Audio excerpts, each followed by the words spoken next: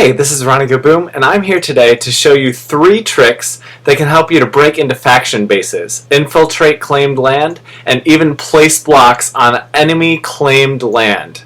In Snapshot 14W19A, there are new features involving the new 1.8 slime block that allow for a really neat new technology. But first, let's look at some of the previously available methods to get you into some faction bases without trying to blow them up with TNT cannons.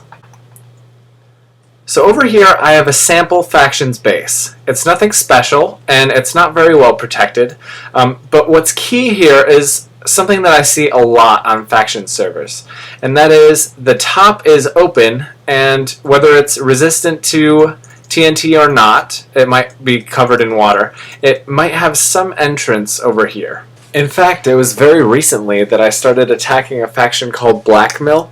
I found their base in the sky and I towered up to it. I wanted to jump across, but I was afraid at first. I started shooting arrows down at their base, and when I finally tried to do it, I didn't make it. Oh my gosh, not gonna make it. Not even close. So you can get into their chest room, and if you can find a way onto the top of the base, you can get into their chest room and steal all their loot. Also, I have delineated around the outside in red stained glass the area that is included in this claim. So let's pretend that everything within this square is claimed faction land by the enemy and we can't build there, and everything outside of it is buildable. So the first way that we could try to get in is we can grab any sort of block and we could go right to the edge and we could tower up as high as we can. So all you need here is to hold space and noob tower, and we're going to go all the way up to sky level. Now I already have a platform up here, so I'll just fly us up, and what we're going to do is we're just going to try and jump all the way down as best we can. Alright, so I'm up here on this platform.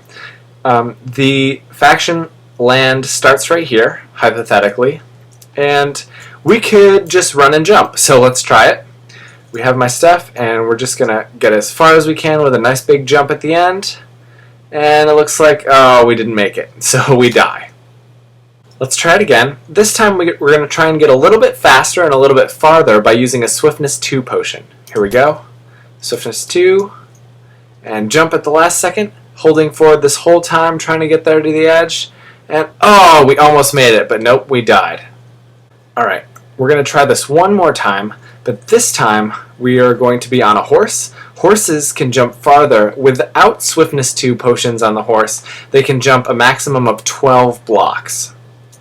But with a Swiftness 2 potion, they might be able to jump a little bit farther. So, we're going to get on this horse. I'm going to go as fast and as far as I can, run right off that edge, and I'm going to try and get a full jump.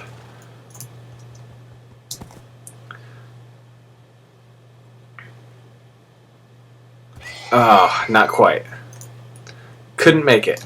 Even with a horse, this faction space is just too far from the edge to jump in with any method possible. So, we'll move on to method 2. Method 2 is a TNT cannon. Now with this TNT cannon, I actually have blast protection armor on, and I'm going to try and launch myself over there using TNT. We're going to shoot 18 of them. The trouble with this is it's a little bit risky. We're not positive that we're going to hit that target every time, and even if we do hit the target, we're very likely to hurt ourselves with fall damage. Let's try to hit that target. Alright, let's see. I'm holding forward to try and get that distance, and nope, not quite. Didn't make it. Let's try one more time. And this is a little bit farther back, but don't worry, I tested it, and you can possibly make it if you're standing in the right spot and you're holding forward well enough. Oh, just missed it. Let's try it one more time. Now, every time we do this, we are dying, and we're possibly losing some good armor. Okay, this time I'm really going to hold forward. We might make it. Oh, we made it this time, but there's no way I would survive that fall. Which brings us to method number 3. Now this is a new method that I've designed, and it's very simple. All you need to make it are 2 redstone, 1 repeater, a sticky piston, a slime block, 2 tripwire hooks, and 1 piece of string, a couple blocks of cobble, and then a lot of sand. Now all you have to do is place the sand here. The sand will fall into this string, which will trigger the tripwire, which will activate this piston, and in the new snapshot, horizontally moving pistons can push entities horizontally. And I'll demonstrate how that works. And it triggers that. Now, using this method, we are getting blocks inside of their faction land, which wasn't possible before without a really complex hybrid cannon, and that wasn't very reliable. Using pistons to try and push across faction land before was just the same as trying to push a piston into obsidian. It simply doesn't work. And that's exactly what would happen on faction borders. But with this method, all you have to do is continually drop sand until you get yourself a little staircase. And you can see that it's already starting to build up. Now, if you're asking how can I get on top of that, well, you can either use a horse, which can jump a maximum of 4 blocks, and as you can see, each of these spaces is not more than 4 blocks, so we could get to the top that way once we build this. And we could build this as high as we want, just by adding more sand. Or what you can do is something interesting, is you could have a friend come and stand down here, and all you have to do is find out where those sand blocks are going to fall. And if you hold the jump button and sand falls on your head, you don't take suffocation damage, and you actually go right up on top of it. So if you continue jumping, it's as if you're doing a noob tower, but you can't actually place the block yourself when you're inside faction land because you don't have permissions. So we're using a friend out here placing the blocks outside of faction land and shooting them in on you, which will eventually tower you up into that base. Now I have a couple of these built. It's very simple, and what tends to happen if you use this too much is you start to build a little tower, and then any subsequent blocks that fall will not add to the tower, but instead they'll drop as items. That's just because they're hitting the corner in a place where they can't land on top, and they're not far enough forward, and they're not quite at the side either. So what we do to remedy that is we just drop the block from a little bit higher. If we drop it from here and it drops as an item when it hits the bottom, we just go up a little bit higher or a little bit higher than that, and it will change it so that we'll start making a tower again. Now I'm going to shoot a lot of sand in here to show you just what it looks like when we do this effectively, because I want to show you how to tower into a faction and get all their stuff. The best way to build one of these effectively so that you can try to get on top is to find a place that's right along the side of their base. So for example, right here, and we're just going to walk this line on this coordinate all the way over and then all the way up, and I already have a piston placed up here.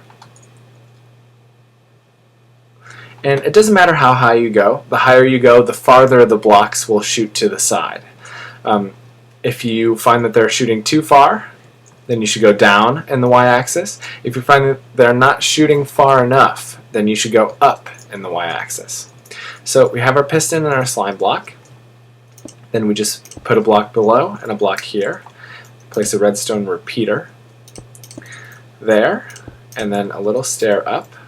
And we need 2 redstone. Then a block here.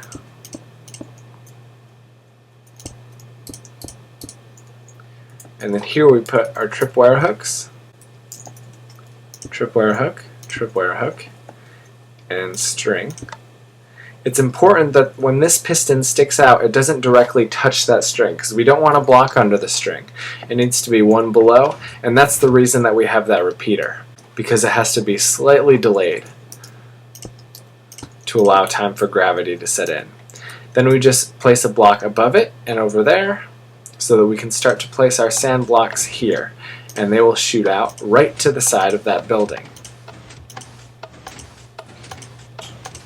And then to drop them from higher, you can just put sand up like this. If you do it too fast, you end up with sand blocks on top of this slime, and it will break that string. So you might have to replace this string, bring a couple with you just in case you end up doing it too fast. But otherwise, all you have to do is just consistently click, dropping all of your sand into a tower, right on top of your friend down here who's going to be using that tower to climb all the way up to that faction space.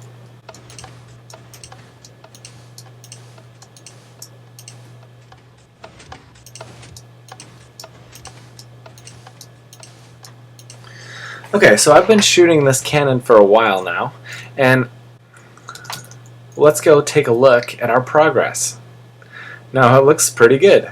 In this case, we would have been able to send our friend all the way to the top of their base. They'd be able to come in here, climb down into the base, and start looting all their chests, grabbing their stuff, and putting it in their under chest. Awesome. We've broken into this faction's base using the new slime block method in 14W19A. We've also successfully griefed their base without using any TNT, which is especially useful for me considering I play on a faction server where TNT explosive damage doesn't damage blocks in faction land. It's a really fun and hardcore way to play, and allows for some really cool builds. Thanks for watching! If you enjoyed this video, please hit that like button and subscribe to my channel to be notified when I come out with new content. If you'd like to see more of my Let's Play series, you can click this window here, or click here for my latest invention, or here for my MCMMO tutorial series. See you next time on Factions.